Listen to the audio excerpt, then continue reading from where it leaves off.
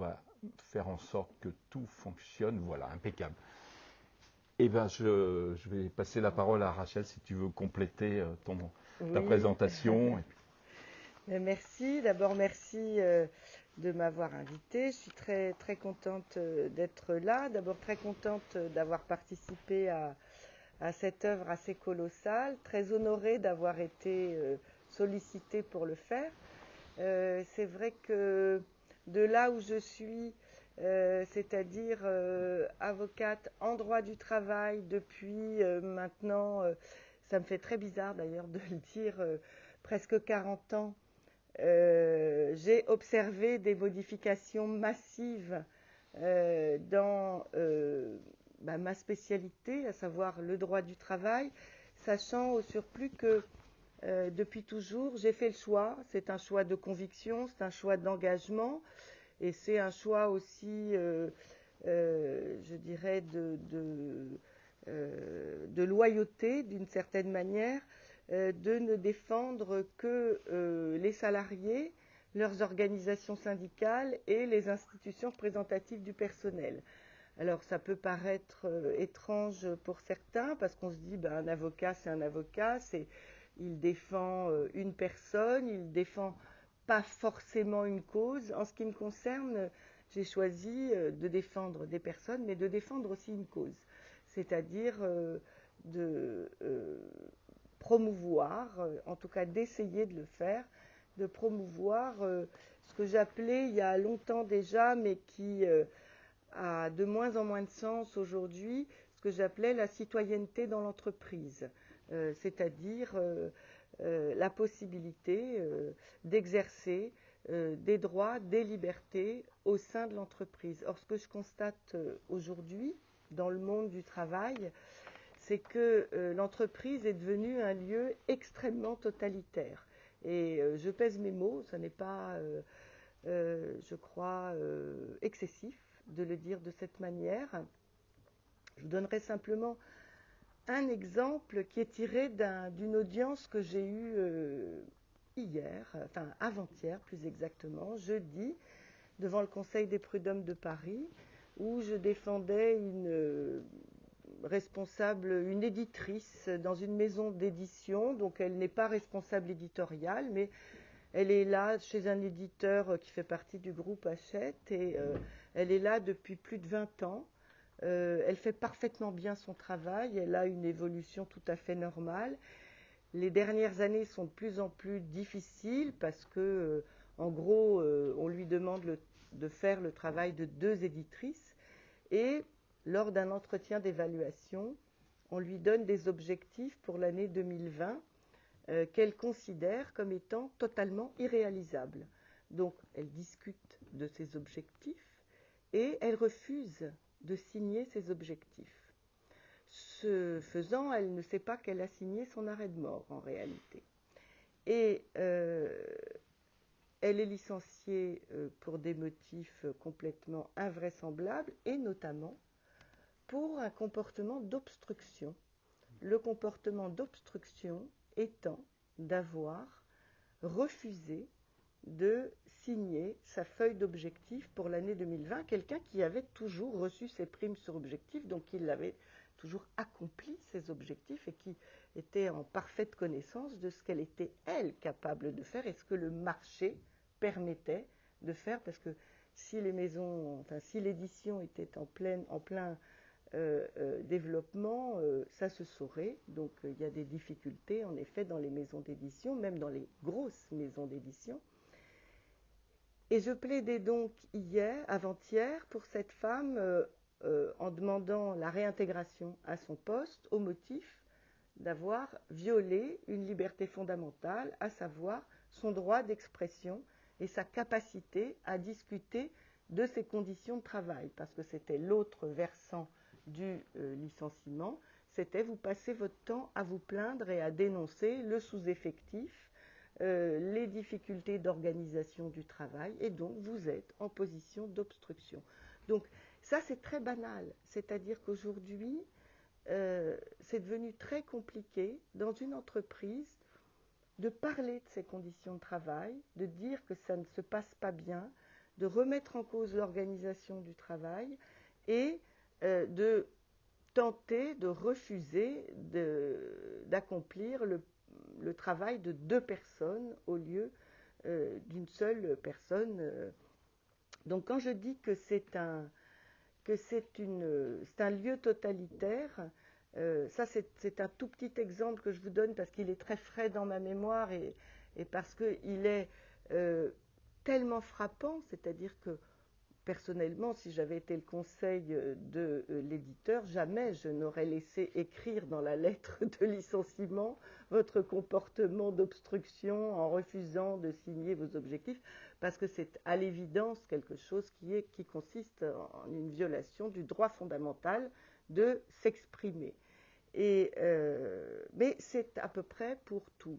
Donc, mon travail, je le vois de cette manière. Je ne parlerai pas ce soir sauf si ça vous intéresse, de l'autre spécialité que j'ai qui est très méconnue, parce que personne, en gros, ne sait qu'il existe un droit de la sécurité sociale et un droit de la protection sociale.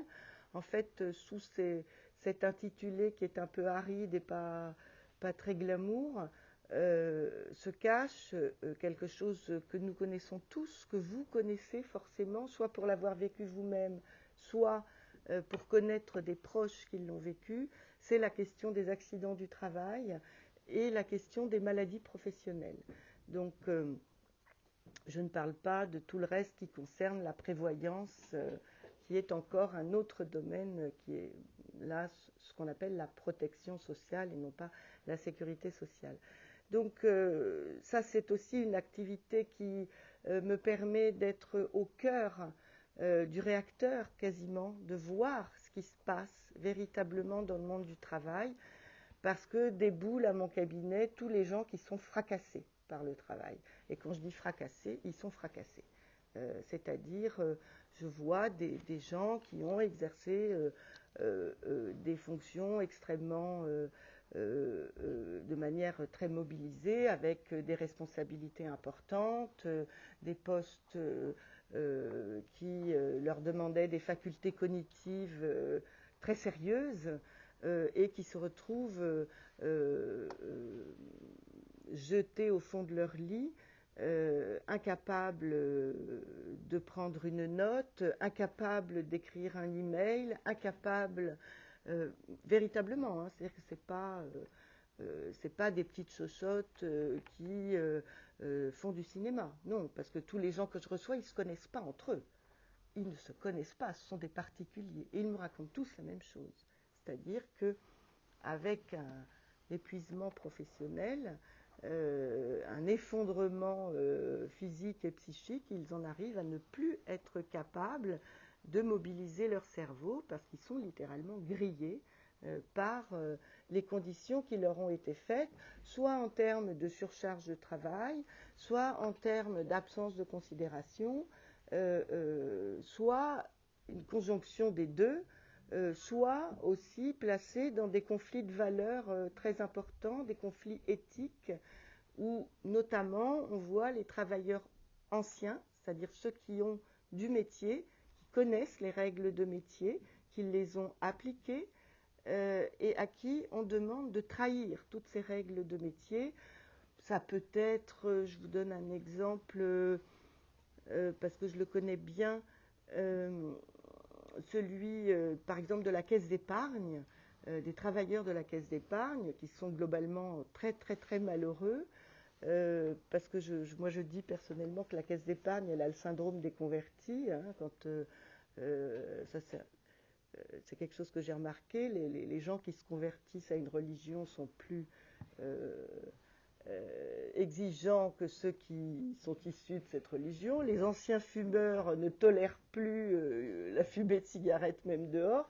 Et la banque publique qui était l'écureuil, qui était là pour promouvoir le logement social, c'était la banque du livret A, etc., qui a été privatisée entièrement, est devenue une espèce de sauvagerie qui piétine le travail des gens, et tous les gens qui étaient dans cette banque qui avait à cœur, qui était dans les cités HLM. Il y avait des agences de la Caisse d'épargne dans les cités HLM.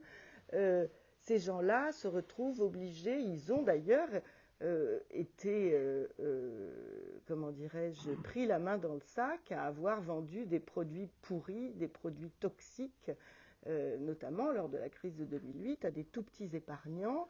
Et c'est les mêmes à qui on demande aujourd'hui de vendre des assurances qui ne servent à rien, des forfaits téléphoniques.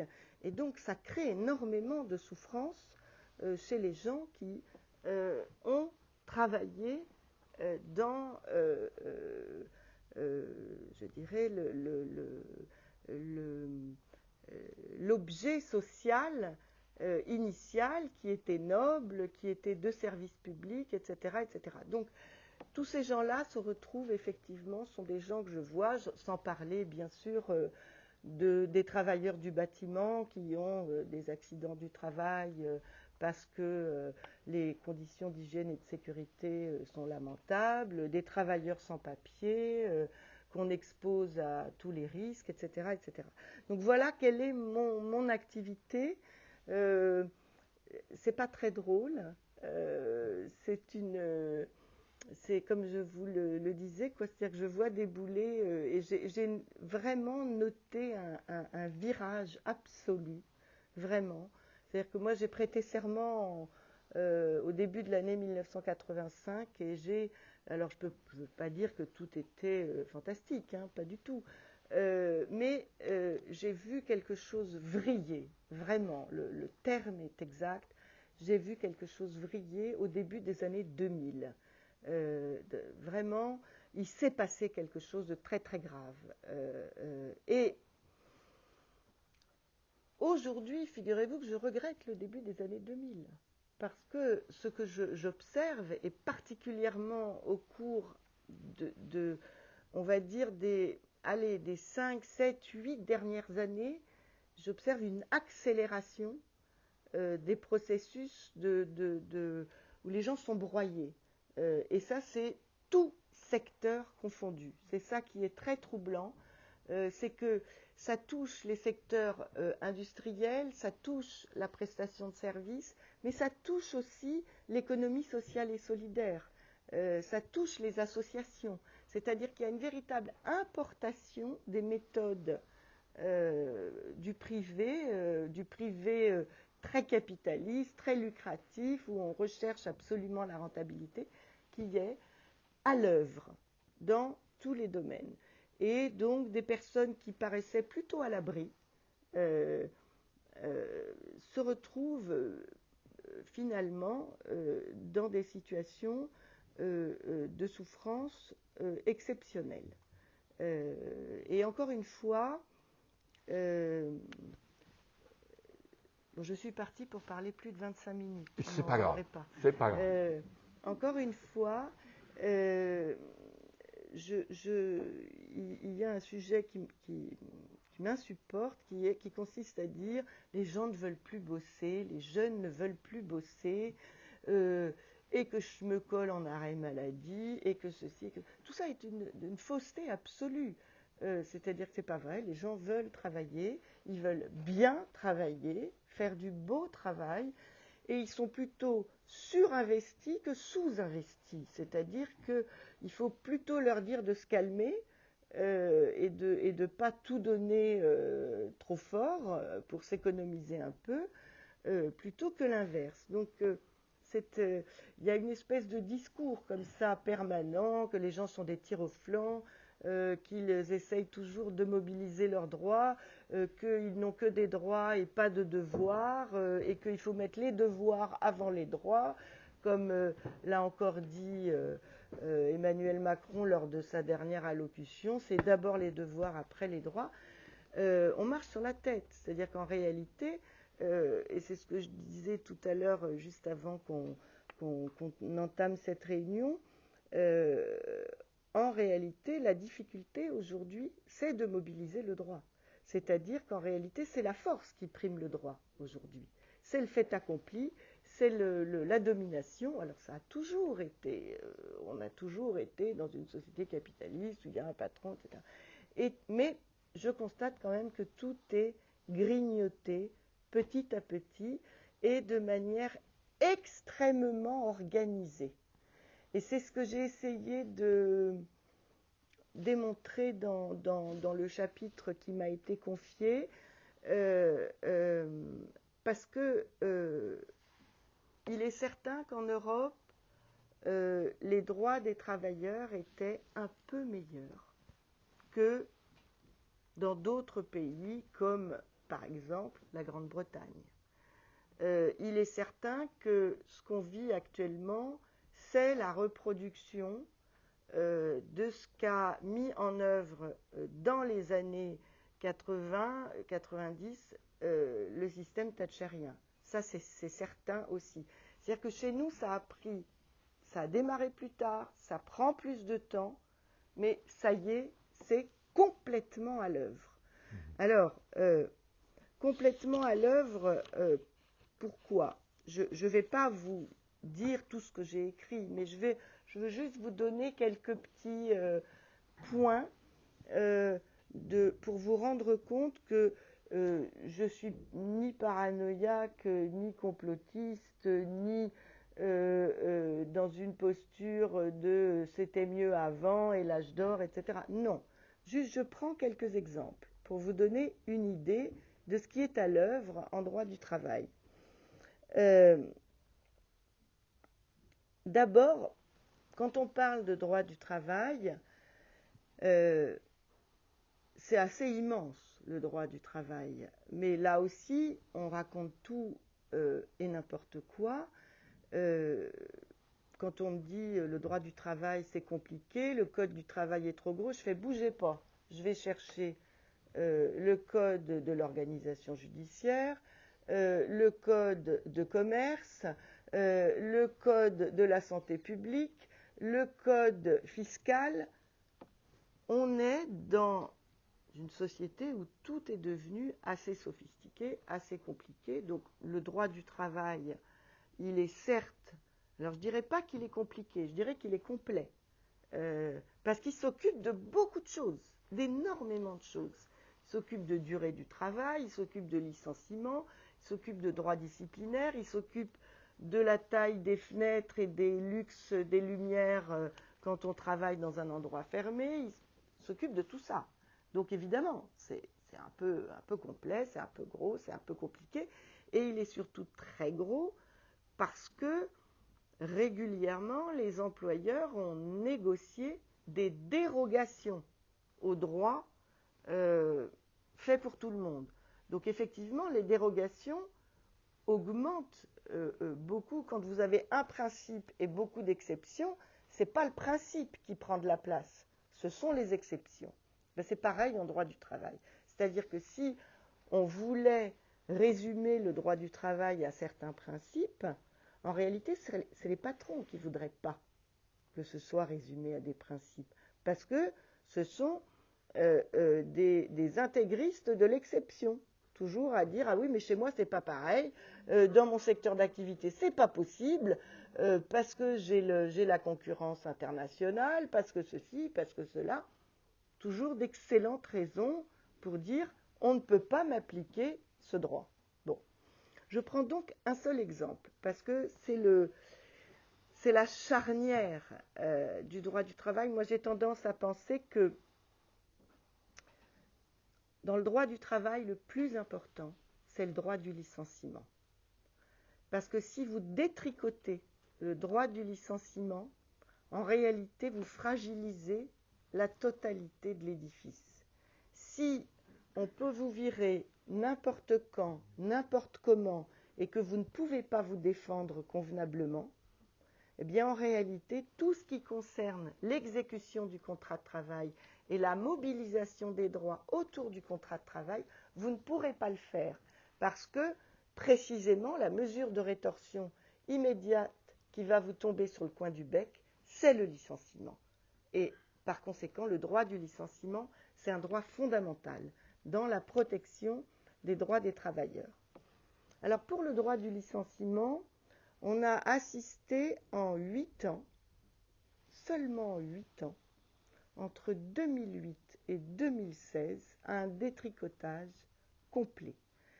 Alors, ils sont très malins, hein, je veux dire, bien conseillés, avec des universitaires et des experts qui sont au service des puissants, savent comment faire. Première chose qui a été faite, c'est de passer le délai de contestation. Là, je vais être un petit peu technique, mais pas trop. On appelle ça le droit d'action, ou on appelle ça le temps du droit d'action, c'est ce qu'on appelle la prescription. Vous devez entendre quelquefois à propos d'une affaire pénale, oui, mais c'est prescrit. Quand des femmes se plaignent d'agression, etc., pas de poursuite parce que c'est prescrit. Prescrit, donc ça veut dire le délai pendant lequel on peut agir. Quand j'ai commencé d'exercer comme avocat, on pouvait contester un licenciement avec ce qu'on appelait la prescription trentenaire. C'était la prescription générale de droit commun qui s'appliquait en droit civil comme en droit du travail, pas en droit pénal. Le droit pénal a des prescriptions différentes pour des motifs qui sont assortis à la question pénale. Hein. Mais donc, la prescription de droit commun, c'était 30 ans. Donc, quand j'ai commencé d'exercer, on pouvait contester un licenciement pendant 30 ans. Bon, c'est peut-être un peu beaucoup. Peut-être qu'on pouvait réduire cette prescription. C'est ce qu'a fait le législateur, toute matière confondue, en droit civil comme en droit du travail, mais comme en droit des sociétés, pour tout. 5 ans. On est passé de 30 ans à 5 ans. Bon, on dit, 5 ans, on a encore le temps de se retourner quand même. Encore que, ça peut vous paraître long, 5 ans, mais ça peut être très court, s'agissant de certaines actions. 5 ans, très bien, ça c'était en 2008. En 2013, on est passé avec, alors ça a été dans le cadre d'un accord national interprofessionnel qui a été ensuite codifié, on est passé à 3 ans pour la contestation d'un licenciement. Et avec la réforme Macron, qui a été mise en œuvre dans les mois qui ont suivi son élection, on est passé à 1 an. Donc vous voyez qu'en 8 ans, on est passé de 30 ans à 1 an. Alors, vous allez me dire, 1 an, ça laisse encore le temps de se retourner. Je vous dis par exemple qu'au Maroc, qui n'est pas en Europe, c'est 3 mois pour contester un licenciement. Mais enfin, donc en France, c'est 12 mois. Je précise quand même qu'au Maroc, ça doit être écrit sur la lettre de licenciement que le salarié a 3 mois pour contester. En France, pas du tout. C'est-à-dire que là où, par exemple, une administration qui vous notifie une décision, elle a l'obligation, par exemple la sécurité sociale, vous dit « je refuse de classer votre accident en accident du travail ». La sécurité sociale, elle a l'obligation d'écrire petit 1, quel est votre délai pour contester la décision, petit 2, ce que vous devez faire pour contester la décision et où vous devez le faire. À quel endroit, devant quelle juridiction? Les employeurs sont dispensés de cette obligation. C'est-à-dire que vous recevez votre lettre de licenciement, vous ne savez rien, et alors là, je vais aborder également un sujet qui me tient à cœur, c'est que le droit du travail n'est jamais enseigné, nulle part, jamais. Vous pouvez faire toute une scolarité, si vous ne vous inscrivez pas en fac de droit pour faire des études de droit, jamais vous n'apprendrez ce que je viens de vous dire, c'est-à-dire qu'on a 12 mois pour agir. Alors, c'est pas qu'on n'apprenne qu'à l'école, on apprend partout.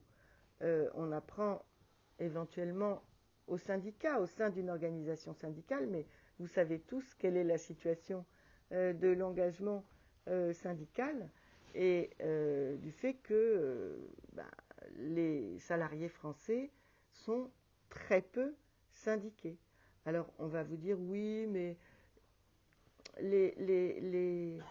les syndicats ne sont pas très appréciés, les gens les trouvent trop politisés, tout ça.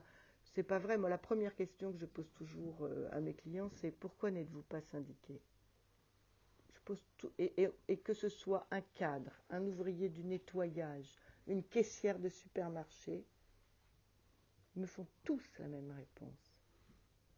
C'est risqué de se syndiquer. Ou alors, il y en a qui me disent « Ah si, moi je suis syndiqué, mais personne ne le sait. Mon patron ne le sait pas que je suis syndiqué. Et il n'y a pas de section syndicale dans l'entreprise. » Donc en fait, c'est seulement dans les grandes et grosses entreprises ou bien dans les entreprises un peu industrielles où il y a une tradition syndicale qui reste encore un petit peu présente que les gens sont syndiqués. Donc, c'est au syndicat qu'on apprend ce genre de choses. Mais quand il n'y a pas le syndicat, quand il n'y a pas l'adhésion, personne ne sait. Et on le voit aussi hier, comme je venais ici, j'ai fait une intervention dans un lycée, dans des classes de terminale, et j'ai commencé l'intervention en leur disant, bon, alors, vous avez votre premier boulot, c'est un CDD à temps partiel. On ne vous donne pas le contrat. Qu'est-ce que vous faites? On vous fait pas signer le contrat. Qu'est-ce que vous faites? Oui, alors on proteste, on réclame le contrat. Surtout pas. Ne pas réclamer le contrat. Parce que la seule obligation d'écrit concerne précisément le CDD et le temps partiel. Et s'il n'y a pas d'écrit, le contrat, il est présumé être à durée indéterminée et à temps complet. Donc il ne faut surtout pas réclamer son contrat.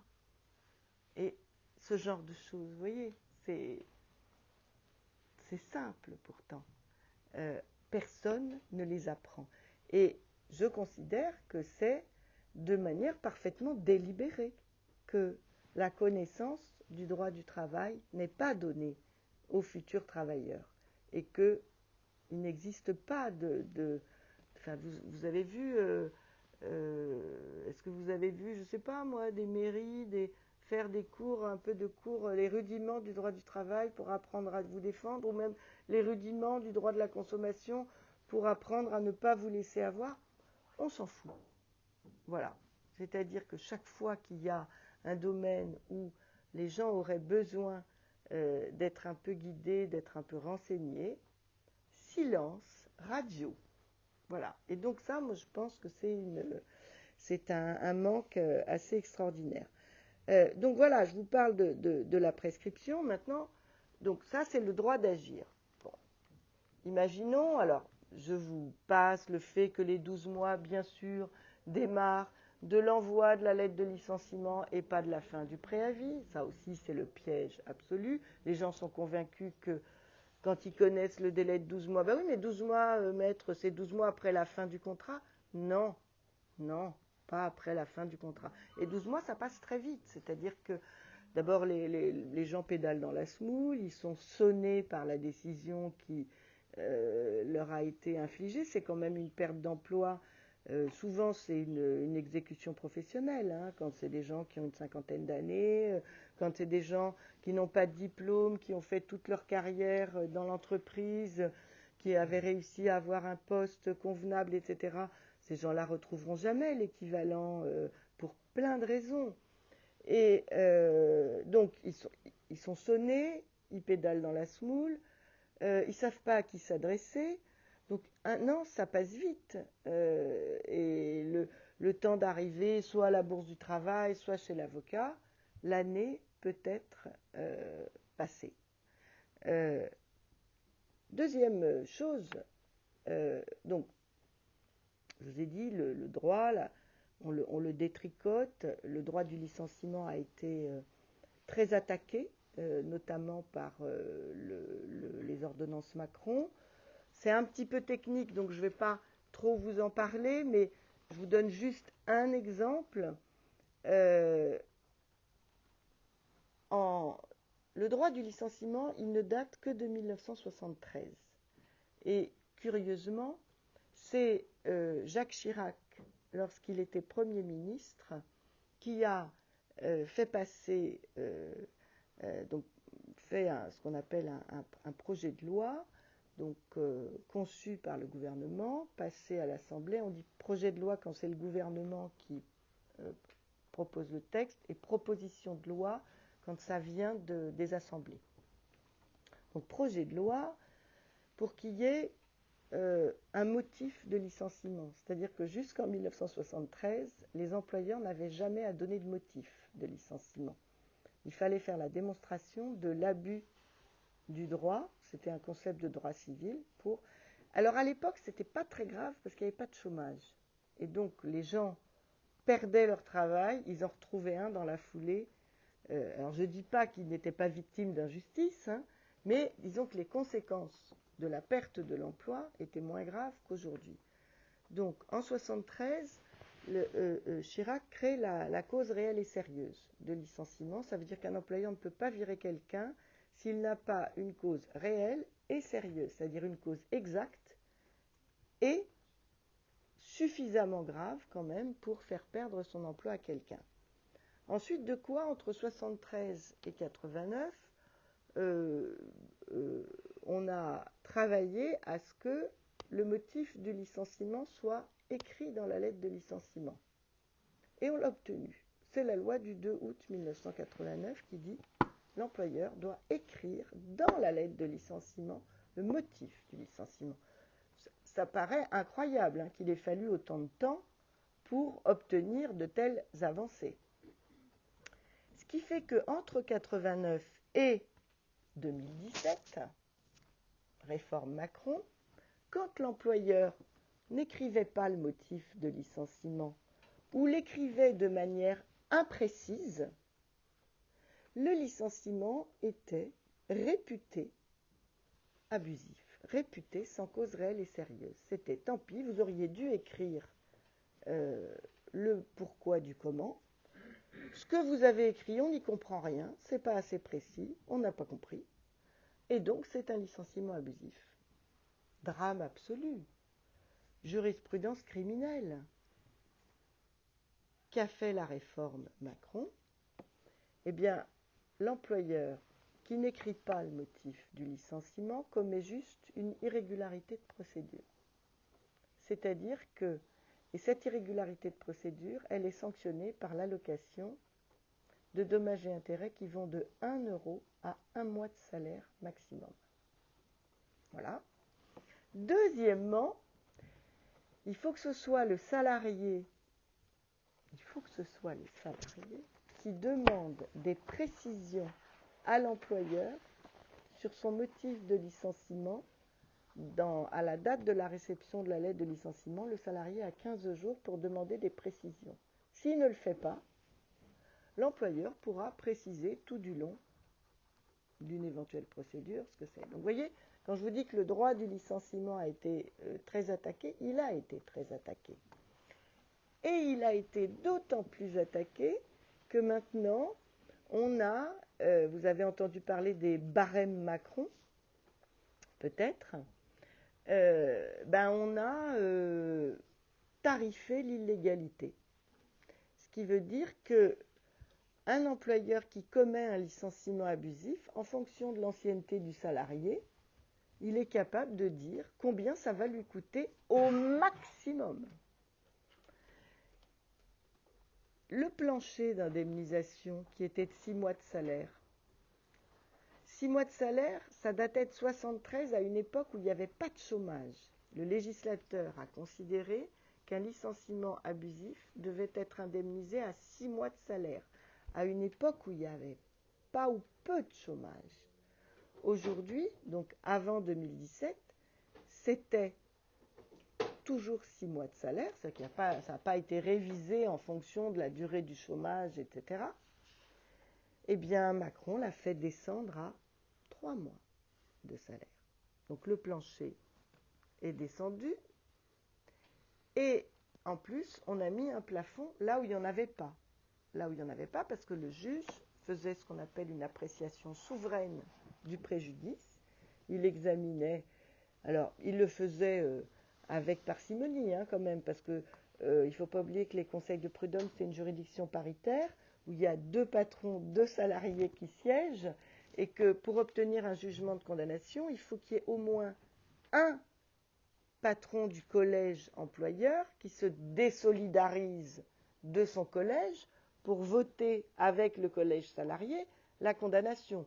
Donc inutile de vous dire que les condamnations, elles étaient très balancées, très mesurées, et qu'il n'y avait pas, comme ça a été soutenu, sans aucune étude, sans aucune réalité, qu'il n'y avait pas de condamnation exorbitante qui faisait couler les boîtes. Ça, c'est un mensonge absolu, c'est de la foutaise, c'est une escroquerie totale.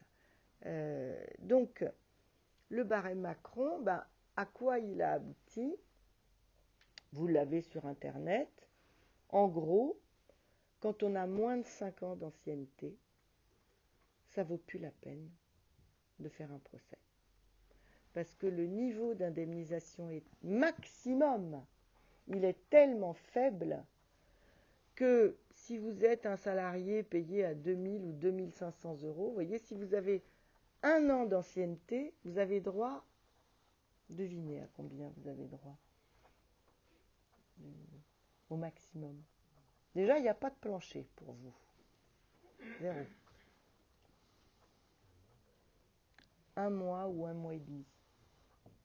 Donc ça veut dire que quelqu'un qui gagne 2000 ou 2500 € par mois va faire un procès pour gagner 2000 ou 2500 € ou 3000 € ou même 3500 €. Donc déjà, comme vous connaissez le salaire médian, qui est en dessous de 2000 € en France, vous avez compris qu'on a dégagé une part importante du contentieux. Mais ça, ce n'était pas suffisant encore. Quand je dis vraiment qu'on assiste à un désarmement des travailleurs, c'est un désarmement des travailleurs. Parce que, pour moi, le droit, c'est une arme. Et si on l'enlève, si on le rend difficile à mobiliser, on désarme en fait. Et donc je vous ai parlé de la prescription, je vous ai parlé du droit du licenciement, je vous ai parlé du barème Macron, mais ce n'est pas suffisant encore. Ce n'est pas suffisant puisque en 2016, Macron n'était pas président.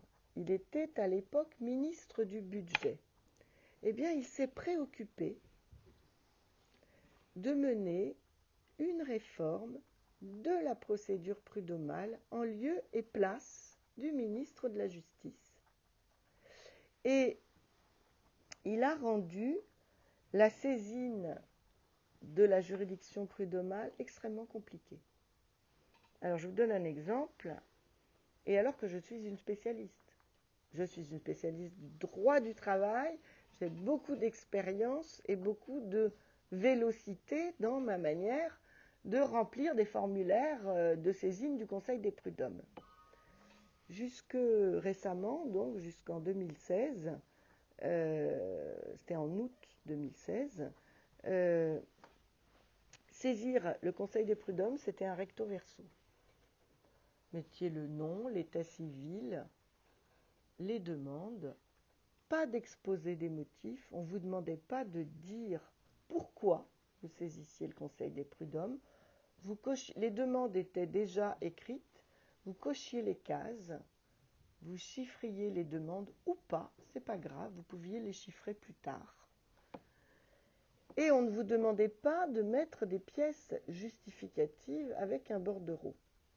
Donc pour moi, suivant la complexité de l'affaire, ça me prenait entre 15 minutes et 1 heure de saisir la juridiction prud'homale. Je prenais mon recto verso, je le déposais au greffe et je ne m'occupais plus de rien. Le greffe convoquait l'employeur et ensuite on allait devant le bureau de conciliation et là l'affaire était mise en état. Je vous dis pas que c'était simple après, mais en tout cas c'était simple de saisir Et c'était donc simple de faire quelque chose de très important, c'était simple d'interrompre la prescription. Parce qu'une fois que le salarié avait saisi, il pouvait pédaler dans la semoule gentiment en se renseignant, je prends un avocat, je ne prends pas un avocat, je trouve des témoins pour m'aider à contester. Bref, je fais tranquillement les choses en attendant qu'on me convoque. Et puis si on me convoque trop tôt, je demande le renvoi, etc., etc. Donc c'était simple. Depuis 2016, donc, le formulaire est passé à 12 pages. Il a été réduit à 9 pages, mais il faut faire un exposé des motifs de la demande. Il faut faire un bordereau de communication de pièces avec pièces numérotées, pièces fondant la demande. Il faut déposer un nombre d'exemplaires correspondant au nombre d'adversaires plus 1 pour le greffe. Donc il faut faire les photocopies. Et il faut adresser la requête, le bordereau, les pièces à l'ex-employeur. Résultat des courses, 50% d'effondrement des demandes au prud'homme. C'est pas tout à fait fini, puisque une fois que ça a été fait, eh bien, il fallait réformer l'appel prud'homal. Alors là, ça a été quelque chose de très très très douloureux, parce que quand on avait besoin de faire appel contre un jugement prud'homal, il suffisait de prendre une copie du jugement, d'aller au greffe de la cour d'appel, où des gens délicieux nous recevaient. Et quand je dis vraiment des gens délicieux, je veux dire à la cour d'appel de Paris, il y avait toujours les meilleurs greffiers de la terre, les plus sympathiques, les plus aidants, les plus investis. C'était pas des greffiers d'ailleurs, c'était souvent des agents administratifs, mais enfin, on ne mettait là que des gens qui avaient envie d'aider les justiciables. Et donc, ils aidaient ceux qui ne savaient pas bien écrire, ils aidaient ceux qui n'avaient pas bien compris. Et alors, il fallait remettre son état civil, la date du jugement, et il y avait écrit appel total ou appel limité. Donc, si on avait tout perdu, on mettait appel total, et si on avait gagné des trucs, on mettait appel limité. Et là, le formulaire disait quelles sont les demandes que vous souhaitez porter devant la cour. Point. Daté, signé, merci, au revoir. Et ça, le justiciable pouvait le faire tout seul. Il pouvait demander à son avocat de le faire. Il pouvait même envoyer sa femme le faire, ou son mari. Enfin bon, il n'y avait pas de règle de représentation compliquée. La procédure, elle était vraiment simple. Réforme de l'appel, ministère d'avocat obligatoire, ou maintien des défenseurs syndicaux, mais dans des conditions tellement épouvantables que les pauvres défenseurs syndicaux, ils ont jeté l'éponge. C'est pas possible, c'est trop compliqué pour eux. Et encadrement de la déclaration d'appel dans des formes invraisemblables. Tout à l'heure, je vous donne un exemple avec un arrêt de la Cour de cassation de la deuxième chambre civile qui est tombé avant-hier et qui crée un désastre. Je vous en dis 2 mots tout à l'heure. Donc, le formulaire d'appel a été complètement modifié, il s'est complexifié d'une manière phénoménale avec des pièges, des choses-trappes dans tous les coins. Et surtout, alors vous savez, vous avez entendu parler de la grève, de la mobilisation des magistrats qui n'en peuvent plus, qui ne sont pas assez nombreux, qui bossent le jour, la nuit, le week-end, en rentrant chez eux, dans le train, en arrivant, en partant, etc. Donc la justice va mal, les greffiers, les postes sont vacants, il n'y a pas suffisamment de greffiers, donc les greffiers sont en burn-out aussi. Donc ça fait des délais de convocation qui sont invraisemblables. devant la Cour d'appel de Paris. On attend pour être jugé à peu près, allez, si je suis optimiste, je vous dis 2 ans et demi, et si je suis fidèle à la réalité, je vous dis 3 ans. D'accord? La plus grosse cour d'appel de France. Sauf que la réforme, donc autrefois, avant la réforme de l'appel 2017, on savait qu'on allait attendre. Donc on disait aux gens, écoutez, c'est pas grave, la justice est un plat qui se mange froid. Pendant ce temps-là, ça vous donne le temps de payer mes honoraires. Donc vous pouvez étaler sur 2 ans le paiement de mes honoraires. Vous pouvez trouver des collègues qui sont partis de la boîte depuis et qui n'osaient pas vous soutenir, mais qui désormais vont peut-être pouvoir le faire.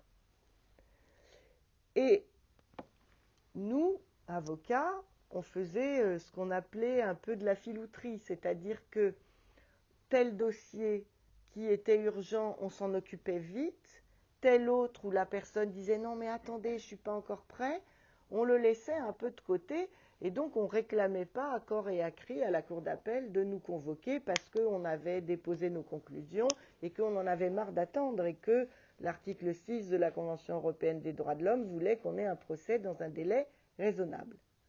Donc on faisait comme ça, vous voyez, on jonglait un peu.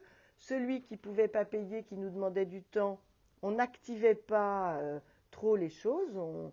Et puis nous, ça nous permettait de nous organiser dans notre travail aussi, c'est-à-dire de mettre la gomme sur certains dossiers, d'en laisser d'autres de côté. Bref, de prioriser et de garder l'autonomie sur notre organisation du travail. Avec cette réforme, qu'est-ce qui se passe? Donc formulaire pourri, je vous en dirai 2 mots tout à l'heure. Ministère d'avocat obligatoire et surtout, obligation de tout boucler en 3 mois. Alors vous pouvez vous dire, puisque la réforme a été faite pour améliorer l'efficacité et la célérité de notre merveilleuse justice, vous pouvez dire, super, on vous donne 3 mois pour conclure, vous, l'appelant, on donne 3 mois à l'intimé, on appelle comme ça quelqu'un qui doit répondre à l'appel, il est intimé, on lui intime de venir devant la cour d'appel. Le droit a toujours des petites expressions obsolètes et délicieuses en même temps. Donc on lui disait, cher intimé, dis-moi ce que tu réponds dans les 3 mois. Donc vous dites, super, en 6 mois, le dossier il est prêt. Donc on va être jugé plus vite. Pas du tout, on attend 3 ans. On attend toujours 3 ans, et mieux encore. Ça, c'est les filous de la chancellerie qui ont inventé ça pour dégager, déstocker des dossiers. Il y a ce qu'on appelle en droit un délai de péremption d'instance. Vous voyez, il n'y a pas que les yaourts qui se périment, il y a aussi les instances. Et la péremption d'instance, c'est 2 ans. Donc si vous restez les bras croisés pendant 2 ans, votre instance est périmée. C'est terminé. Au revoir madame, au revoir monsieur. En fait, ça vient sanctionner ceux qui se désintéressent de leur procédure, qui éventuellement ont lancé une procédure pour pomper l'air à l'adversaire et finalement, ils ne s'en occupent pas de leur procédure. Et bien là, avec cette merveilleuse réforme, quand vous avez tout fait, mais que vous n'êtes pas convoqué, si vous laissez passer 2 ans, votre instance est périmée. Elle n'est pas belle, la vie? Vous voyez la déloyauté jusqu'où elle va? Alors, avec cette réforme,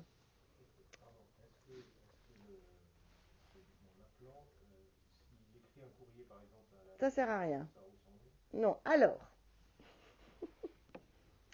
je ne voulais pas aller à ce point dans le détail pour vous montrer le cynisme de nos textes. Si vous écrivez pour dire « Youhou, je suis là, je suis prêt, je veux être convoqué », ça ne sert à rien. ce n'est pas un acte de procédure. Seul un acte de procédure interrompt le délai de péremption. Qu'est-ce qu'un acte de procédure? Vous allez dire, je vais reprendre mes mêmes conclusions que j'avais faites avant, et comme mon client, il a encore été plus longtemps au chômage, je vais joindre à mes conclusions les derniers avis de paiement de Pôle emploi. Donc ça me fait une pièce de plus. Je renotifie, alors on fabrique du papier, on fabrique du papier, puisqu'on renotifie les conclusions, on renotifie le bordereau, on notifie la nouvelle pièce. Mais si vous ne changez pas un mot à vos conclusions, ça n'est pas interruptif de la péremption d'instance. Alors on s'est dit, si on disait, comme en droit de la diffamation et de la presse, où la péremption, la prescription, parce qu'on l'appelle prescription au pénal, est très très très très courte, elle est 3 mois. Les spécialistes de la diffamation, donc du droit de la presse, qu'est-ce qu'ils font? Ils font tous les 3 mois des conclusions dites d'interruption de la prescription. Donc nous, on s'est dit, on va faire comme les pénalistes, on va faire des conclusions d'interruption de la péremption.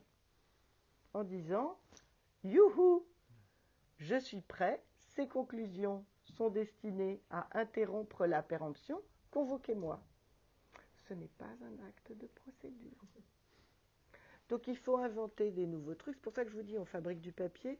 Il y a une perte de sens colossale, vous voyez, parce que quand moi je suis obligée de perdre du temps à faire des trucs comme ça, au lieu de m'occuper des vrais trucs, mon travail perd son sens. Vous voyez? Alors, pour vous donner une idée, les 2 premières années qui ont suivi la réforme, eh bien, on a réussi à dégager presque 30 000 dossiers. 30 000 dossiers ont été déclarés caducs parce que les gens se sont emmêlés les crayons sur les délais, les notifications, parce qu'il y a vraiment, je ne peux pas vous donner le détail parce que d'abord c'est un pinceau, ensuite c'est très déprimant, et puis c'est très technique. Donc il y a beaucoup de choses trappes, c'est-à-dire que vous voyez, c'est un peu comme un conducteur de TGV, il a le bouton de l'homme mort, il doit appuyer toutes les minutes, parce qu'il est seul dans sa cabine, sur un bouton. Nous, on doit faire des trucs, pas toutes les minutes, bien sûr, mais tous les mois, dans la procédure. Donc ça veut dire qu'on passe notre temps à noter des délais dans nos agendas, à faire des revérifications de délais, c'est-à-dire qu'il faut mettre en place vraiment des procédures très très vigilantes parce que la sanction, elle tombe. Ça veut dire que l'appel est déclaré caduc, ça veut dire que vous devez dire à votre client, jamais votre affaire sera jugée, et c'est fini. Et donc, en plus, on endosse une responsabilité assez redoutable. Donc, inutile de vous dire qu'il y a un certain nombre d'avocats qui ont décidé de quitter la profession plus rapidement que prévu, d'autres qui sont tombés malades avec ces processus, y compris moi, je dois dire. En 2018, j'ai fait un zona ophtalmique, une mononucléose. Enfin, je suis vraiment tombée malade avec ces processus. Donc, quand je parle de souffrance au travail, je sais aussi ce que c'est parce que mes conditions de travail ont été gravement altérées par toutes les procédures qui ont été modifiées et qui sont terribles parce que j'avais un très grand prof de procédure civile à la fac de Nanterre qui s'appelait Gérard Couchez et qui avait écrit un livre sur la procédure civile. Il nous apprenait sans cesse que le principe du recteur du procès, c'était la loyauté. Et donc, la procédure, elle était loyale. Là, la procédure, elle est devenue complètement déloyale. Elle est là, non pas pour organiser les choses, elle est là pour vous dézinguer. Elle est là pour vous faire partir. Et je termine en vous donnant l'exemple le plus fou qui est tombé avant-hier. Donc, je vous ai dit, la déclaration d'appel, elle est très compliquée à faire. Elle est sur un réseau qui s'appelle RPVA, le réseau privé virtuel des avocats. C'est un réseau que nous avons avec la chancellerie, un réseau ultra sécurisé. comme la chancellerie n'a pas d'argent, le réseau, il est pourri. Et comme il est pourri, on ne peut pas mettre beaucoup de caractères dans la déclaration d'appel. On peut mettre que 4080 caractères. Et on ne peut pas mettre beaucoup de pièces. On a très peu de MO, on devient fou. Bon. Certaines déclarations d'appel ne pouvaient pas rentrer dans les 4080 caractères. Donc, que faisaient les avocats? Ils faisaient une annexe à la déclaration d'appel et ils mentionnaient qu'il y avait une annexe sur laquelle se poursuivait la déclaration d'appel et qu'elle faisait corps avec la dite déclaration d'appel. Et là, la deuxième chambre civile de la Cour de cassation vient de déclarer avant-hier, dans un arrêt qui a fait vraiment une explosion.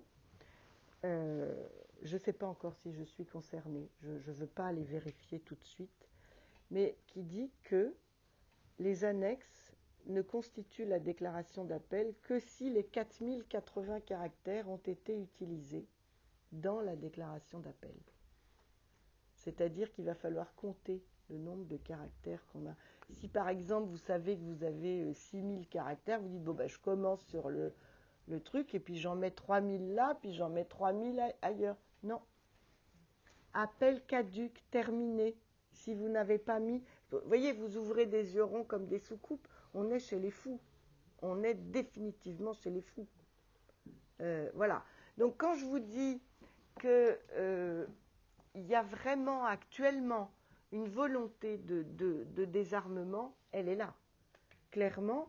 Et on veut aller vers un droit mou ou une renonciation. Le droit mou, c'est la médiation. Alors c'est formidable parce que c'est payant, c'est confidentiel, c'est-à-dire que ça ne pourra jamais servir à quelqu'un d'autre. Un jugement où vous avez gagné, il peut servir à quelqu'un d'autre. Une médiation, jamais. C'est confidentiel, vous n'avez pas le droit de dire il a accepté tel truc dans la médiation, c'est confidentiel. Donc vous voyez, on est là-dedans et on est là-dedans alors que les juges, quand même, je vous donne, et là vraiment je me tais après, les juges, souvenez-vous, c'est eux qui ont dégagé le contrat nouvelle embauche, le CNE. Le CPE, il est mort dans la rue, le CNE, il est mort devant les tribunaux. C'est eux qui ont créé l'obligation de sécurité, certes à partir d'un texte qui existait mais qui était très peu mobilisé et qui a été mobilisé à l'occasion des procès sur l'amiante. Donc l'obligation de sécurité de résultat, c'est les juges qui l'ont mobilisé. La requalification du travail sur les plateformes, c'est les juges aussi. Donc vous voyez, quand on veut empêcher les gens d'aller voir les juges, c'est pareil au pénal, quand on veut empêcher, quand on veut faire disparaître les juges d'instruction, c'est qu'on veut empêcher tout ce qui concerne la délinquance en col blanc, tout ce qui concerne les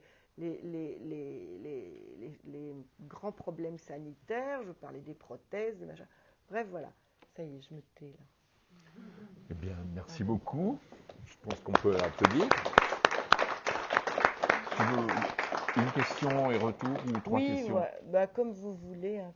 Bon, on va prendre une question ça à la vous fois. sente. Une intervention. Ouais, Jean-Pierre, vas-y. Merci, bravo, parce que je suis un peu vagabond parfois. Et là, vous avez su capter mon attention pendant toute la Oh, merci. Merci. C'est tout ce que tu avais à dire? J'ai des choses. Vas-y, profite. Vous avez évoqué tout à l'heure les différents codes et leur épaisseur respective. Moi, j'étais, en tant que maire pendant 18 ans dans une petite commune rurale, j'étais confronté au CMP, le code des marchés publics.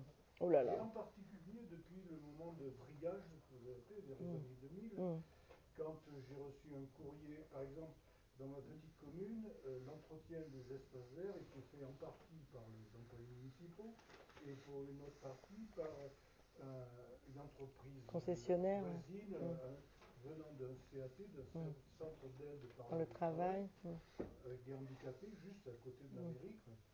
Et on avait coutume de faire appel à eux pour entretenir nos espaces verts. Jusqu'à ce que je reçoive une lettre du monsieur le préfet des Bouches-du-Rhône. Qui vous a dit que vous n'avez pas fait d'appel d'offres. Voilà, qui m'a expliqué que les critères critères d'utilité sociale et de proximité ne N'entrait pouvaient pas. pas être opposés à la mise en concurrence, etc. quoi. Des critères d'utilité sociale et de proximité. Et pareil, à l'époque, il a existé la direction départementale de l'agriculture, la DDA, à côté de la DDE, la direction départementale de l'équipement. Depuis, tout ça a été fusionné, ouais. fusionné, centrifugé, etc. Ouais. Compressé. Et on avait donc, nous, toute petite commune de 300 habitants, on avait l'habitude de faire appel au service de la DDA pour monter nos dossiers de demande de subventions, de travaux, etc. C'était nos supplétifs en la matière. Quoi. Et là aussi, j'ai reçu une lettre du préfet m'expliquant que désormais, la DDA, ça c'était en 2001, quelque chose comme ça, est rentrée dans le champ concurrentiel. Mais la concurrence est devenue l'alpha et l'oméga de tout. La convergence des directives européennes, de la loi française et des directives européennes, je l'ai vécu pendant ces années-là, les années 2000-2010, en plein. Quoi. Donc, et le processus de simplification dont parle magnifiquement Gaspard Koenig dans le... Ah bah oui, notre copain. J'ai repéré cet article qui est magnifique, où ce monsieur est candidat à la présidence de la République, il a créé son parti qui s'appelle Simple, et là, la marche vers la simplification est un long chemin. Vous l'avez démontré. Voilà. Tu veux ajouter quelque chose? Non, mais c'est vrai que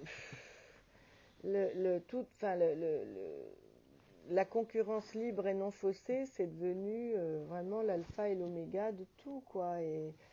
Alors bon, on essaye, nous, un peu de le subvertir en droit du travail, en disant, moi souvent j'ai un petit couplet là-dessus, ça énerve le collège employeur, mais c'est pas grave, comme je dis, je suis payée pour ouvrir la bouche, donc je dis, quand ils veulent pas que je dise, je dis, écoutez, vous jugerez mon dossier, vous n'avez pas à dire quelle doit être ma plaidoirie, je suis libre, je peux dire ce que je veux.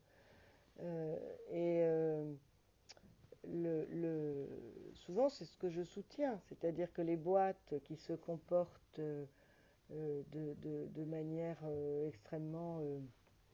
qui sont en infraction en permanence sur le droit du travail, je m'adresse au collège patron en leur disant « Mais vous devriez les dézinguer, parce que ces gens qui se comportent mal, qui n'appliquent pas le droit du travail, qui ne payent pas les heures supplémentaires, etc., ils portent atteinte à la concurrence libre et non faussée.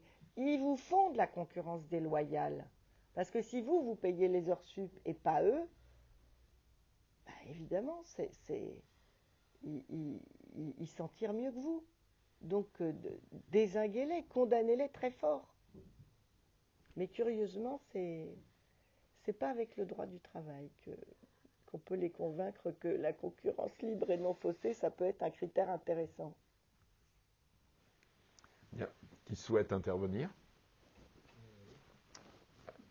Ce que vous avez décrit, malheureusement, ça se passe aussi dans le service public. Moi, je travaille dans la fonction territoriale et on a depuis quelques années des nouveaux managers, entre guillemets, qui viennent pour dézinguer des cadres ou même des catégories C qui ont beaucoup d'ancienneté et qui coûtent soi-disant cher à la commune. La même mentalité. Bah oui, c'est le New Public Management, quoi. Et un petit mot sur les gens qui ne veulent pas se syndiquer. Nous, je suis syndicaliste et j'ai remarqué depuis plusieurs années, même dans la fonction publique, la même défection. Et paradoxalement, même dans la fonction publique, les gens ont peur. Alors, il fut un temps où je trouvais qu'ils exagéraient, mais là maintenant, je peux comprendre. Les gens sont devenus, des cadres, de plus en plus méchants. Ouais. Voilà. Peut-être même pire que dans le privé dans certaines mesures. Oui, alors en plus, dans le public, il y a une dimension qui est assez différente. C'est-à-dire que dans le public, il n'y a pas de porte de sortie. Donc, il y a même des conseils de discipline aussi. Voilà, alors, des licenciements. ouais, il n'y a pas de porte de sortie dans le public, c'est très compliqué de partir. y compris avec une mutation, etc., c'est compliqué. Et puis, deuxièmement, dans le public, on n'est pas propriétaire de son poste, et on n'a même pas, l'État ou la commune n'a pas l'obligation de vous donner des fonctions qui collent à votre grade. Et donc, on peut vraiment vous faire un boulot qui est en distorsion avec votre grade, ce qui en principe n'est pas possible dans le secteur privé. Dans le secteur privé, alors, je dis en principe.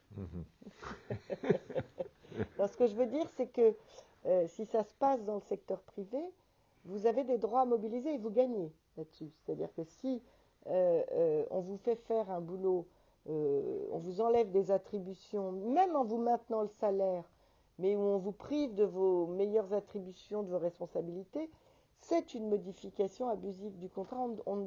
L'employeur ne peut pas le faire normalement.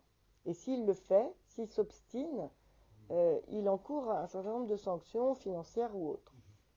Ce qui n'est pas le cas dans la fonction publique. Vous avez un témoignage? Non, la question que je pose, c'est la prochaine étape, c'est laquelle? Oh la vache! Ça, c'est parti depuis 1975 à peu près. Je me souviens du propos de Kessler à l'époque, qui a été le porte-drapeau, il était vice-président du CNPF, je crois, à l'époque, et qui avait fait un objectif qui était celui qu'on est en train de décrire, de réduire complètement tout ce droit irréaliste du travail. Donc, et on revient à travers ce que vous dites, comment les choses, tranquillement, ou pas tranquillement d'ailleurs, se sont construites, se sont développées, pour arriver à cette étape aujourd'hui, mais ce ne sera jamais que là. On attend la suivante. Ça n'est qu'une étape, vous avez raison. Plus rien, ou pas grand-chose, etc. Et on doit faire en face des contre-pouvoirs par rapport à ça. C'est ça. Moi, je me souviens, j'étais à TAC à l'époque. Je militais à TAC à l'époque. Et déjà, à cette époque-là, c'était clair, pour ATTAC, il y avait un vrai champ de bataille sur cette question-là qui était tout à fait significative. Après, il y a la question du politique, quoi. C'est ça. Je vois qu'en 2013, il me semble qu'en 2013, c'était la gauche qui était au pouvoir. Ouais. Et puis tout ça s'est déroulé depuis 1975. Il y a eu une grande période, quand même, où la gauche était au pouvoir. Sous Mitterrand, qui a fait 2 mandats. Donc je me dis, qu'est-ce qui empêche ça? Pourquoi ça s'est passé comme ça, sur le fond? Et en plus, qu'est-ce qui empêche que ça sera encore pire la prochaine fois? Parce que le modèle, il est, si on pouvait être comme la Chine, ce serait quand même formidable. C'est quand même ça, sur le fond, qui est dans la tête d'un certain nombre oui, c'est de ce qu'on appelle des managers. Je ne sais pas ce que ça veut dire. Moi non plus, je vous rassure. Il y a le manque de communication. Ma question... Pardon? Il y a le manque de communication aussi. Ces infos-là, si on n'est pas confronté... Pourquoi il n'y a pas de la communication? Pourquoi il n'y a pas? Tout est organisé pour que ça ne se passe pas. Alors, tout est organisé. Il y a quelqu'un je crois que c'est Jean-Baptiste Fressos qui a écrit un bouquin qui s'appelle La construction de l'ignorance, qui est très intéressant et qui, effectivement, on a plutôt intérêt à ce que les gens ne soient pas très bien informés sur un certain nombre de choses assez capitales, ouais. On peut dater quand même. Depuis mars 83, on a entrepris le chemin et on n'a plus jamais quitté avec des gouvernements de droite, de gauche, mi-droite, mi-gauche, etc. On est toujours sur le même chemin. Mais pourquoi? Il n'y a pas d'alternative, n'est-ce pas? C'est ça. Donc on y va et on continue d'y aller. C'est ça. Jusqu'à l'absurde et peut-être qu'au pied du mur de l'absurde... Oui, alors figurez-vous que c'est comme ça que je termine mon chapitre. C'est comme ça, c'est-à-dire que quand le tribut est trop lourd à payer sur les jeunes générations, parce que tout ça, ça va avoir des conséquences sur les conditions de travail, sur la santé des gens, sur le logement, sur tout. Toutes ces politiques-là, et puis sur les fractures, sur les inégalités. Donc il va y avoir un autre mouvement de balancier, mais il faut toujours des catastrophes humaines importantes. Le Code du travail, il est né après les grandes catastrophes dans les mines, des milliers de morts. Il est né comme ça, le Code du travail, avec des milliers de morts. Mais oui, ouais, 1800 morts, ouais. De la catastrophe pour que quelque chose se passe.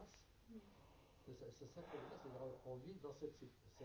Vous savez, je ne sais plus si je l'ai cité là ou ailleurs, je ne sais plus, mais c'est la déclaration de Philadelphie de l'Organisation internationale du travail, juste après la Deuxième Guerre mondiale, voilà, en 1946, qui dit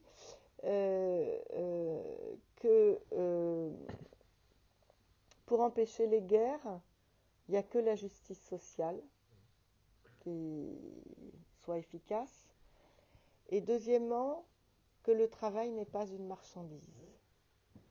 Et donc, que des gens aient pu dire ça en 1946 sur un champ de ruines, mais ça donne quand même de l'espoir. Mais c'est vrai qu'on se dit qu'il y a... est-ce qu'il faut la catastrophe absolue je ne sais pas, moi, je sais pas pourquoi. Est-ce que je suis une indécrottable optimiste ou bien une pessimiste active? Je me définis plutôt comme une pessimiste active. J'ai quand même assez confiance. Je me dis, il va se passer quelque chose avec les nouvelles générations autrement. Je ne sais pas. Je me dis ça. Attends Jean-Pierre, parce qu'il y a des demandes de prise de parole, donc si je vous... Non, je te donne la parole après.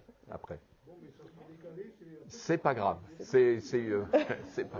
Il faut s'organiser quand même pour que tout le monde puisse s'exprimer.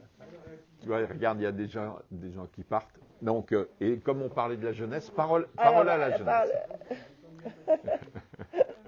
Malgré le fait que le code du travail s'érode et ils sont assez filochés, est-ce que c'est quand même pas moins pire que le statut d'auto-entrepreneur? Oula, mais oui, alors fuyez le statut d'auto-entrepreneur. Tant que vous le pouvez, fuyez-le. Est-ce que ça reste pas un des derniers bastions?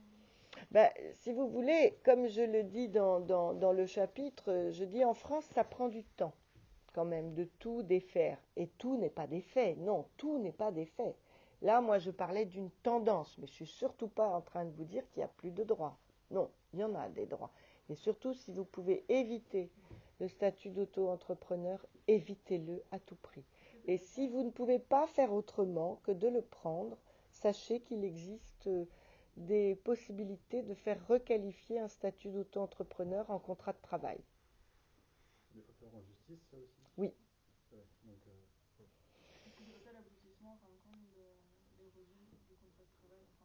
Ah, mais si, bien sûr, c'est le but suprême. C'est lever des armées d'esclaves par l'auto-entrepreneuriat. On devient auto-entrepreneur de nous-mêmes. Vous voyez, les congés payés, c'est insupportable.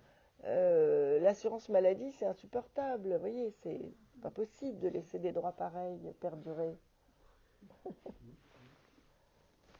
Allez-y. Ma première intervention de retraité, mais je n'ai pas tout à fait bien suivi. Est-ce qu'il y a eu des progrès dans tout ce qui était entreprise, style Uber, etc., qui commencent à avoir des revendications et peut-être à les mettre en forme? Est-ce qu'il y a eu des victoires Alors, c'est tout le problème. Il y a eu des victoires juridiques de quelques-uns qui ont eu le courage d'aller porter leurs demandes. Après, est-ce que ça a modifié le lot commun de ces milliers de coursiers, de chauffeurs, de jeunes qui circulent à vélo dans Paris? Moi, je suis terrorisée. Dans Paris, ils sont de plus en plus jeunes, les livreurs. Ils sont tous, ou à peu près, d'origine étrangère, ou arrivés depuis peu sur le territoire, ou enfants de familles pauvres, ça saute aux yeux. Disons que... Alors, disons, ce qui est encourageant quand même, c'est que dans tous les pays du monde, quels qu'ils soient, ces contrats ont été requalifiés en contrat de travail. Que ce soit en Angleterre, que ce soit au Canada, que ce soit même, je crois, aux États-Unis, c'est requalifié. Après, il y a un mouvement qui pousse vers une réglementation qui verrouille un peu tout ça et qui va vers un contrat de travail, mais c'est un peu bloqué. Il y a disons qu'il y a des lobbies un peu puissants quand même à la manœuvre. C'est à vous. Oui, parce que tu dis qu'apparemment, les points que vous portez, c'est plus pour les jeunes générations, mais qu'en même temps, vous réalisez que les catégories les plus précarisées, les moins bien informées face au travail sont spécifiquement les jeunes. Ouais. Comment vous pensez qu'il puisse y avoir d'alternatives ou d'union pour créer justement une forme de subversion? Alors, je n'ai évidemment pas la réponse, mais il y a un truc, il y a deux exemples que je vais vous donner. Un qui est tiré de la France et un qui est tiré des États-Unis, qui est quand même pas le pays du droit du travail. Alors, moi, d'abord, je ne peux pas m'en empêcher, il faut toujours que je livre des choses assez personnelles quand j'interviens, parce que j'ai toujours relié tout ce que je fais à ce que je vis aussi. J'ai un fils qui a décidé, quand il avait 15 ans, de faire de la cuisine. Il a donc pris un lycée professionnel et c'est très bien passé. Puis il a fait un BTS, très bien passé. Et pendant tout ce temps, il a toujours travaillé, parce que c'est des études professionnelles. Donc on peut dire qu'il a commencé à travailler, il avait 15 ans. D'abord gratuitement, puisqu'il était stagiaire de lycée professionnel, puis stagiaire de BTS. Totalement gratuitement, puis il a commencé à travailler. Et il y a quelques mois, donc 12 ans après le début de son activité de cuisinier, et post-confinement, il a dit c'est terminé, j'arrête la cuisine, c'est insupportable, c'est un stress de dingue, c'est des horaires de fou, le droit du travail est piétiné en permanence, je suis payée à moitié au black, pas les heures supplémentaires. Alors, ce qui le faisait d'autant plus souffrir, puisqu'ayant baigné constamment dans un univers où on parlait droit du travail, son père étant inspecteur du travail, donc vous voyez, à la maison, ça causait droit du travail du matin au soir et du soir au matin. Donc c'était compliqué. Et donc il a quitté comme des dizaines de milliers de personnes ont quitté les services, l'activité de restauration et de cuisine. Et ils étaient tous à se lamenter. Oui, alors on a perdu, on a 200 000 postes, des fois on est arrivé même à 300 000, enfin on ne sait pas d'où sortent les chiffres. Jusqu'à ce que, enfin, les journalistes leur posent la question, mais enfin, vous ne pensez pas qu'il y a quelque chose à voir avec les conditions de travail et la rémunération? Et le fait est que c'est en train de changer. Dans la restauration, c'est en train de changer. Je peux vous dire, parce que je suis dans un univers où je fréquente énormément de gens de la restauration, les salaires ont été très substantiellement augmentés entre le début du confinement et aujourd'hui, premièrement. Pareil sur les horaires de travail, ça a beaucoup changé. Et alors, ça c'est un élément intéressant. Et l'autre élément dont je voulais vous parler, donc c'est pas une lutte syndicale qui a fait le truc, c'est les gens se retirent. En fait, tous les gens qui étaient dans la restauration, qui vivaient la tête dans le guidon, avec des horaires de... Moi, je l'ai vu, hein, mon fils, il bossait autant que moi. Il faisait 70 heures par semaine. Alors, moi, c'est autre chose. Je suis libérale, j'organise mon temps, j'ai la considération en retour, j'ai la reconnaissance, j'ai l'autonomie, toute chose que n'a pas un travailleur à qui on fait bosser presque nuit et jour. Donc, je l'ai vu perdre du poids, je l'ai vu. Donc, j'étais très vigilante aussi parce que je me disais, mais il va plonger comme mes clients en fait. Et j'aurais été impuissante, moi, à le sortir de là. Bon. Juste une objection. Certes, c'est vrai que la requalification du salaire a été prise en compte, mais comme il y a déjà cet objectif de polyvalence dans le milieu de la restauration, certes, les salaires sont peut-être plus élevés, mais la nature du travail devient de plus en plus intense, alors qu'elle l'était déjà énormément, pour les rares personnes qui ne peuvent pas se permettre l'alternative de travailler ailleurs que dans le milieu de la restauration. Ouais. Par exemple. Qu'est-ce que vous appelez la polyvalence dans la restauration? C'est-à-dire que là où avant il y aurait eu un poste de limonadier et un poste de quelqu'un en salle, au bar ou en salle, l'employé va devoir tourner et faire plusieurs postes en même temps. Ouais. Et ça, le mouvement de la polyvalence, c'est un mouvement qui est vraiment tous azimuts et dont on sait par ailleurs que la polyvalence produit des accidents du travail. Hein. Ça, on le sait. Plus c'est polyvalent, plus il y a des accidents du travail. Mais le deuxième exemple que je voulais vous donner, c'est aux États-Unis, les démissions en masse. Les gens démissionnent. Alors, je sais pas ce que ça va. Bien sûr que j'ai pas la réponse, mais je me dis que les mobilisations, elles vont prendre d'autres formes. Et même aujourd'hui, quand je vois que les entreprises se plaignent de ce que les gens sont désengagés, il n'y a qu'une solution. Moi, c'est ce que je conseille d'ailleurs quasiment à tous les jeunes que je rencontre. Je leur dis, ne vous engagez pas trop. Mettez des limites. Et les employeurs se plaignent parce que les jeunes font aussi entre guillemets, du tourisme professionnel et que je te fais 2 ans là, je prends ce que je peux prendre et je vais ailleurs, etc. Et donc, il va bien falloir à un moment donné qu'ils les retiennent. Et comment les retenir? C'est avec le respect, c'est avec des avantages, c'est, voilà, ce genre de... Par contre, les employeurs pourraient utiliser le droit du travail, mais au détriment des employés, comme vous l'avez déjà un peu démontré, c'est-à-dire que le droit du travail les ficelles soient utilisées pour contraindre.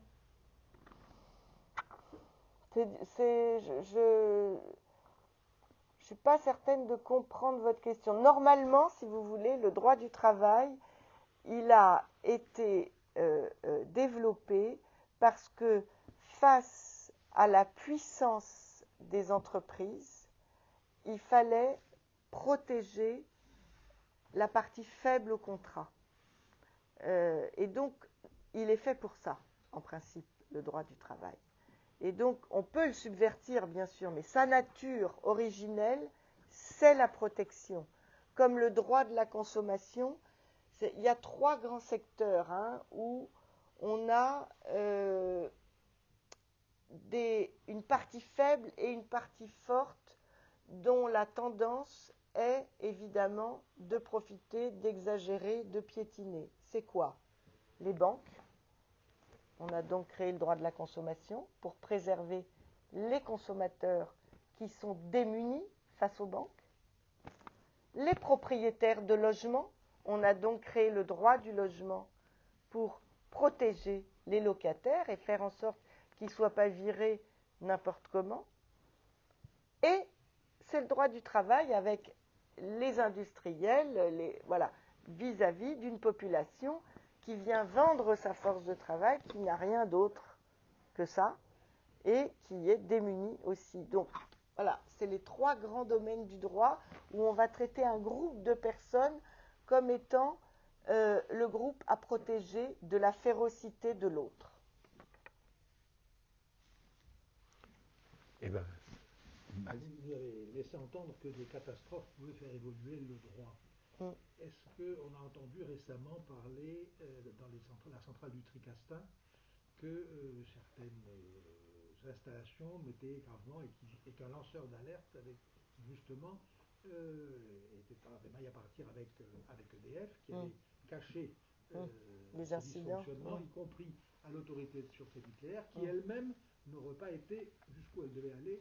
Est-ce que là, il y a un ferment dans les différents droits qui pourrait évoluer? Disons qu'on a un bout de commencement de protection des lanceurs d'alerte avec la loi Sapin 2. On l'avait déjà un peu auparavant, mais je ne saurais pas vous répondre parce que pour l'instant, les lanceurs d'alerte, ils sont vraiment dans la galère. Et il faut vraiment... on a parlé, il n'y en a qu'une pour l'instant que je vois s'en être tirée avec les honneurs et pas complètement brisée, c'est Irène Frachon avec le Mediator, mais c'est vraiment la seule que je vois, quoi. Sinon, tous les lanceurs d'alerte, et je vois aussi j'ai des dossiers de lanceurs d'alerte, c'est extrêmement compliqué. Je ne sais pas si c'est un bon... Je ne sais pas. Martine. Je voulais vous demander, on se rend compte que parmi les grands organismes internationaux, l'OIT est finalement beaucoup moins puissant que l'OMC, l'Organisation mondiale. Ah bah oui. Et moi j'ai été frappée en écoutant des conférences du fait que l'OMC, c'est pas pour réguler le bon déroulement du commerce au sens de la loyauté, du fair play, etc. Mais c'est pour déréguler les réglementations nationales au bénéfice du néolibéralisme à l'échelle de la planète. Oui, et c'est pour proposer. Tant qu'on aura l'OMC qui a un pouvoir de légiférer, un pouvoir de faire appliquer et un pouvoir et de proposer des traités où on va attaquer les États pour leurs droits du travail, etc. Donc le droit du travail, il est piétiné à tous les échelons, puisque comme ça a été dit tout à l'heure, de la mairie jusqu'aux États, tout doit être soumis à des règles qui ont été décidées dans l'opacité la plus complète pour sans cesse agrandir le domaine puisque c'est pas du commerce, c'est des services, donc du matin au soir, tout ce qu'on fait est lié au service. Oui, et nous sommes nous-mêmes, d'ailleurs, par le pilotage par l'amont, nous sommes venus même au service des banques, puisque nous faisons tout nous-mêmes, et que nous continuons de payer quand même pour avoir un compte bancaire, alors qu'on fait tout le travail. Maintenant, nous-mêmes, on est obligé de le faire sur Internet, on n'a plus le choix. Mais ça c'était une petite boutade, parce que je suis toujours très énervée avec ça. Mais oui, non, mais vous avez raison. Les organisations internationales... comme l'OIT, c'est des tout petits joueurs à côté ou le BIT, c'est des microbes. Il y avait, puisqu'on essayait aussi de repartir sur une note un peu plus optimiste, je voulais vous demander votre sentiment parce que je viens de lire Sandra Lucbert, donc tout ce qu'elle fait, le ministère des Comptes Publics, où personne ne sort les fusils sur le procès France Télécom, et j'ai vu aussi il y a quelques jours le film d'Emmanuel Carrère sur les femmes de ménage sur les ferries, Wispréam, qui est une merveille. Est-ce que vous pensez que ça a un impact, ça? Est-ce que les gens que vous recevez comme clients, ils ont vu des choses qui les sensibilisent? Est-ce que alors, moi je le pense. D'abord, c'est indispensable de le faire. Je vais vous répondre autrement avec une... d'abord, déjà, je pense que ça aide à vivre. Vraiment, d'avoir des convictions, de dénoncer ce qui est injuste. Moi, je travaille toujours... je passe ma vie devant des tribunaux, je passe mon temps à demander justice. Et donc, je me dis, la justice, la justesse, l'égalité... c'est ce vers quoi on doit tendre en permanence. Donc, je pense que ça aide à la prise de conscience. Je ne sais pas dans quelle mesure ça sert à court terme, mais je vais vous faire une réponse peut-être un peu... D'abord, je pense que ce serait pire. C'est-à-dire qu'on ne peut pas mesurer aujourd'hui... de quoi nous protègent toutes ces dénonciations. Mais je vous donne un exemple. Il se trouve que dans mon métier, un exemple qui n'a rien à voir du tout avec le droit du travail, mais qui a à voir avec la question, est-ce que ça sert de protester? Est-ce que ça sert de dénoncer? Dans le cadre de mon métier, parce que j'ai été élue dans des instances professionnelles, et puis aussi parce que je fais partie d'un syndicat, je suis devenue... observateur international sur des procès qui ont lieu en Turquie contre des avocats kurdes en général qui sont jetés en prison par Erdogan depuis en gros 2012. Il y a des dizaines d'avocats en prison. Et donc la communauté internationale des avocats s'en émeut et depuis 2012, donc ça fait 10 ans qu'on suit tous les procès. Et donc à tous les procès, on est présent. Donc je vais régulièrement en Turquie, j'y vais pas tout le temps parce qu'on est nombreux et puis ça tourne. Et chaque fois on se dit mais est-ce que ça sert? Et c'est les confrères turcs qui nous répondent. Ils nous disent, mais si vous n'étiez pas là, parce que ça fait un peu, alors au début quand j'ai découvert ça, je me suis dit, oh, c'est formidable. L'ambassadeur de France